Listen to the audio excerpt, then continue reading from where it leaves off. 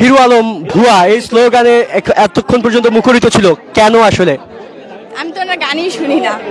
আসসালামু আলাইকুম প্রিয় বন্ধুরা, বাংলাদেশের বিখ্যাত চিত্রশিল্পী, গায়ক, লেখক ও রাজনীতিবিদ হিরো আলমকে চেনে না এই রকম কোনো বাঙালি পৃথিবীতে নেই বলেই বলা যায়। বন্ধুরা, তিনি নতুন করে একটা বই লিখে বই মেলাতে যায়। সেখানে তার বিপক্ষের পার্টিরা তাকে ভুয়া বলে স্লোগান দিতে থাকে। এক পর্যায়ে মানুষ তাকে ঘিরে ধরে এবং ভুয়া ভুয়া বলে তাকে জোকাতে থাকে।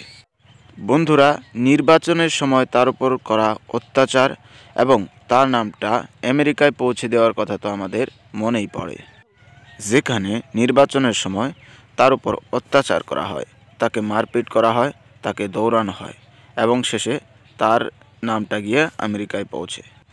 বন্ধুরা, কবিগুরু রবীন্দ্রনাথ ঠাকুরকে তো আমরা সবাই চিনি। তিনি ক্লাস 8 পর্যন্ত পড়াশোনা করেছিলেন, কিন্তু তার কবিতায় আকাশ বাতাল এখনও কাঁপিয়ে যায়। জানি না কার ভিতর কি প্রতিভা রয়েছে, তাই কাউকে এভাবে বাধা দেওয়াটা আমার মতে ঠিক হয়নি। আপনাদের মতে বা কী? আরেকটি কথা বলতে চাই প্রিয় বন্ধুরা, পৃথিবীতে যখন কোনো মানুষ ফেমাস হয়ে যায়, তার বিপক্ষে কিছু লোক দাঁড়িয়ে যায়, যেগুলো তার নাম নষ্ট করার চেষ্টা করে।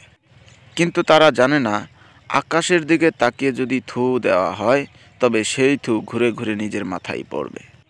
বাংলাদেশের টিপু সুলতান ও লেখক হিরো আলমের উপর যেগুলো হচ্ছে, এইগুলো নিয়ে পৃথিবীর অন্যান্য দেশ, যারা নাকি বাংলা বোঝে, তারা অনেক সমালোচনা করছে। আর কতদিন বাংলাদেশের মানুষ তারা নিজেদের মধ্যেই ঝগড়া বিবাদ লাগিয়ে হানাহানি কাটাকাটি করবে? এ কথার উদ্দেশ্য আমার কাউকে আঘাত দেওয়া নয়, তবে যা প্রত্যক্ষ করা যায়, এভাবে একজন আরেকজনের উপর ঝাঁপিয়ে পড়লে দেশ কখনোই উন্নত হওয়া যাবে না। বন্ধুরা, হিরো আলমের কিতাবের প্রতিক্রিয়া স্বরূপ কয়েকটা কথা আপনাদেরকে শোনাই, এখানে শুনতে পারেন। একজন লেখক বই লিখতে হলে তার অবশ্যই কিছু সময়ের সাধনার প্রয়োজন। তো উনি কি সাধনা করে বই লিখেছে আমি সেটা জানতে চাই আসলেই। কারণ বই লেখার জন্য ন্যূনতম জ্ঞান হলেই হয় না, অবশ্যই সুষ্ঠু জ্ঞান দরকার। তো উনি কি কতটুকু সাধনা করেছে বই লেখার জন্য, সেটা ওনার মুখ থেকে আমরা শুনতে চাই। দর্শক, এতক্ষণ ভর আপনারা হিরো আলমের বইয়ের প্রতিক্রিয়া শুনলেন মানুষের কাছ থেকে।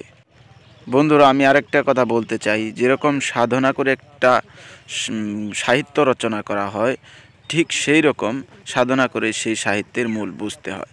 তবে আমি জানি না বাংলাদেশের লোকজন যারা তাকে বয়কট করছে, তারা কতটুকু সাধক। তো আপনাদের মূল্যবান মতামত ও প্রতিক্রিয়ার অপেক্ষায় রইলাম। তো আমার ভিডিও আজ পর্যন্ত এই পর্যন্তই। ধন্যবাদ।